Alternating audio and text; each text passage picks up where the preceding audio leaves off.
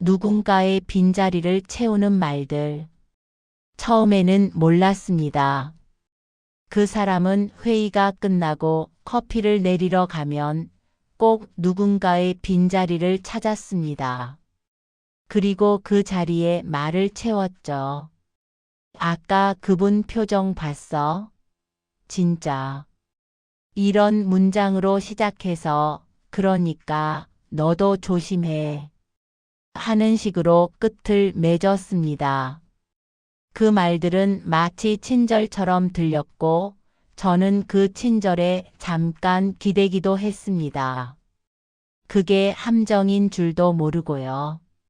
어느 날부터 제 주변이 묘하게 조용해지기 시작했습니다.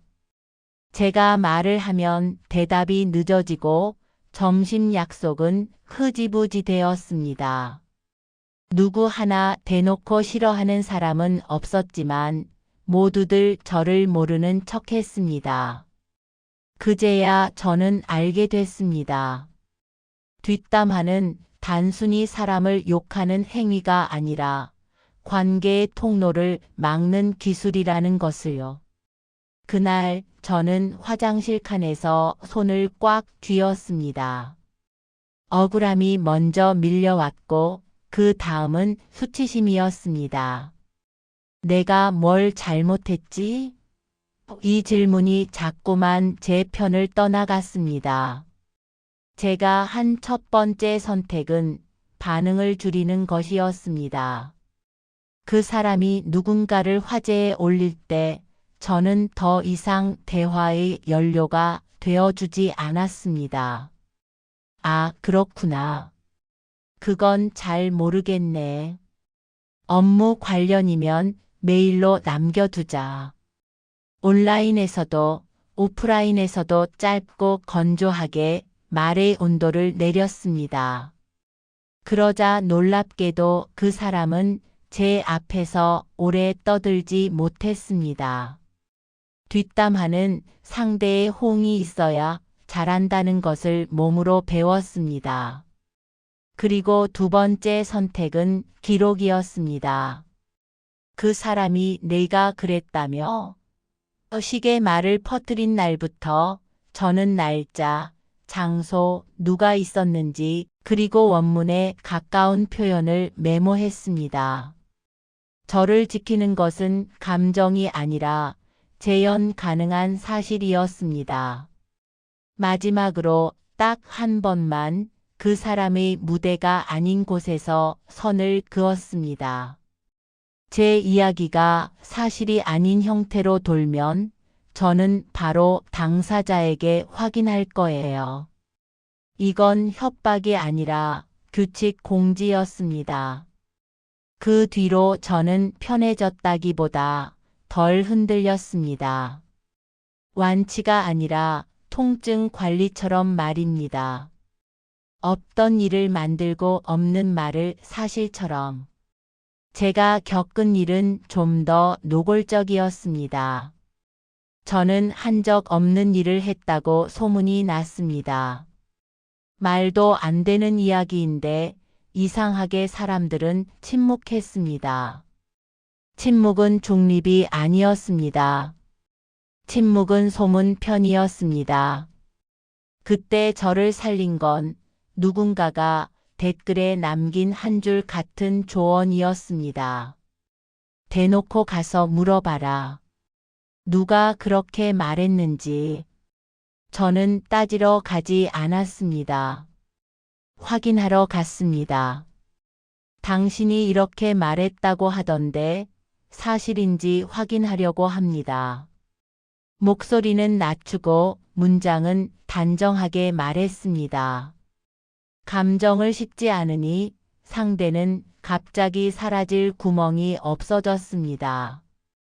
여기서 핵심은 싸움이 아니라 루머의 구조를 드러내는 것이었습니다. 소문은 누가를 숨기고 피해자는 증거가 없고 주변은 귀찮음 때문에 흐려지기 마련입니다. 그래서 저는 누가와 사실을 테이블 위로 올렸습니다. 그리고 덧붙였습니다. 업무에 영향이 있다면 이건 공식적으로 정리할게요. 그날 밤 집에서 저는 처음으로 울었습니다. 속상해서가 아니라 제가 저를 지켰다는 안도감 때문에요. 다만 이 방식에는 조건이 있다는 말도 함께 있었습니다. 확실한 내 편 혹은 최소한 사실을 봐줄 사람이 필요하다는 것이죠. 그래서 저는 미리 한 사람에게만 조용히 말해 두었습니다. 혹시 이상한 말 들리면 나한테 먼저 확인해줘.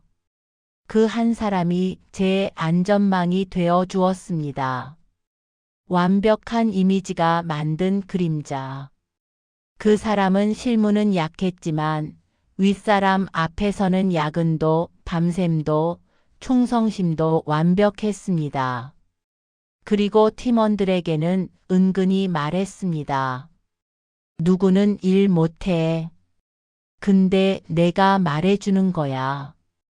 저는 처음에는 그냥 철없는 사회초년생이라고 생각했습니다.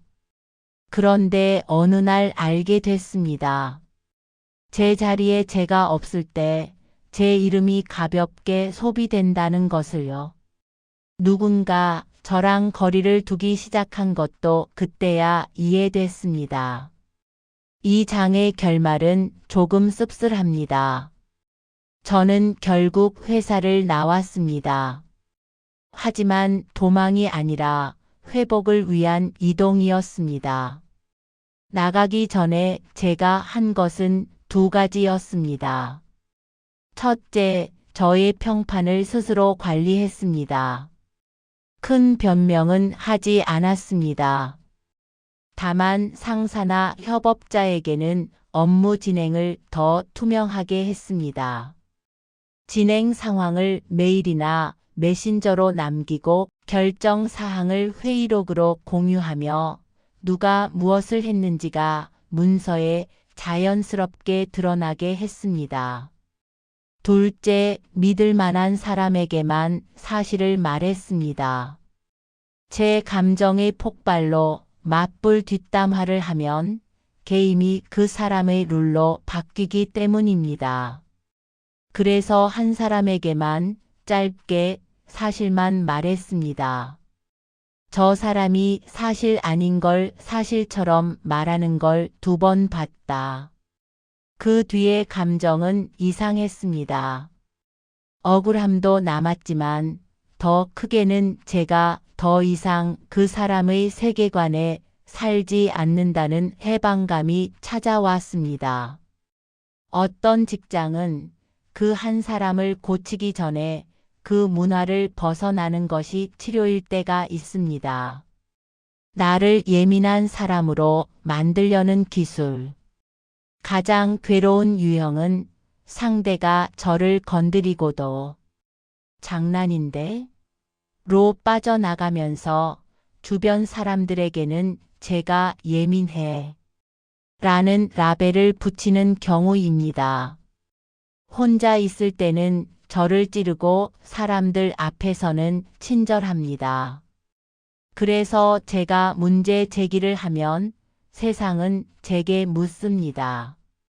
그 사람이 그럴 리가? 이 유형을 겪은 사람들의 글에서 공통으로 나오는 감정은 분노보다 현실감 상실이었습니다. 내가 과민한가? 내가 이상한가? 같은 자기 의심 말입니다. 그래서 이 케이스의 해법은 상대 설득이 아니라 프레임 차단입니다. 첫째, 1대1 상황을 줄이는 것입니다.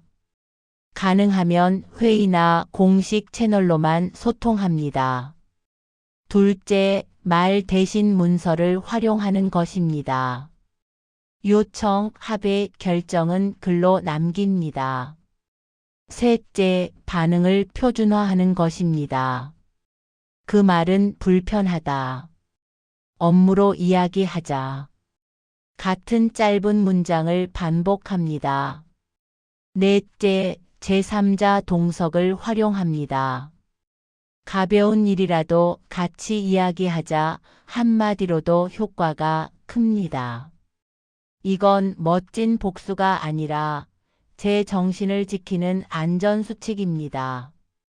회사 공포담이 될 뻔한 날 나는 밑밥을 깔았다. 어떤 사람들은 한 번에 해결되지 않는다고 말합니다. 대신 다른 사람들이 자연스럽게 그 사람이 거짓을 치는 걸 알게 되도록 밑밥을 깔아라. 빅픽처로. 이 말이 현실적이라고 생각했습니다. 저는 폭로 대신 환경을 설계했습니다.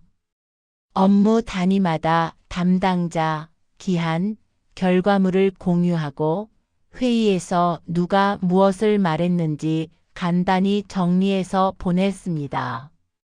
전달받지 못했다, 들었다, 카더라가 통하지 않게 만든 것입니다.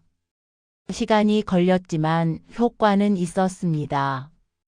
누군가가 제게 조용히 말했습니다. 이상한 말 들었는데 문서 보니까 아니더라. 그때 느꼈습니다. 사람들이 저를 못 믿어준 게 아니라 확신할 근거가 없었던 것이라고요. 지금 당신이 너무 힘든 이유는 당신이 약해서가 아닙니다. 뒷담화, 정치질, 이간질이 사람을 무너뜨리는 이유는 일이 아니라 관계의 공기를 오염시키기 때문입니다.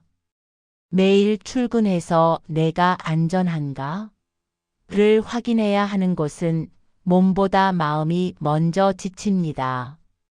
그래서 당신이 느끼는 울컥함, 심장 두근거림, 멍함, 계속 곱씹는 생각, 잠들기 어려움, 사람을 피하고 싶은 마음, 이 모든 것은 너무나 정상적인 반응입니다. 당신이 예민한 게 아니라 환경이 비정상인 겁니다. 그 동료를 처리하는 현실적인 단계를 순서로 정리해보면 연료 차단 맞장구나 추임새를 끊고 짧고 건조하게 대응한 것, 사실 기반 기록 날짜, 상황, 사용된 표현, 목격자를 메모한 것, 공식 채널로 유독 그건 메일로 남겨줘, 회의록에 적을 게처럼 공식적인 소통을 요구한 것. 루머는 질문으로 정면 돌파 누가 어떤 표현으로 말했는지 확인하며 루머의 근원을 추적한 것. 안전망 한 명 확보 내 편이 아니라 최소한 사실을 봐줄 사람 한 명을 확보한 것. 빅픽처 업무 투명성 공유 및 문서화로 조용히 포위해 장기적인 관점에서 접근한 것.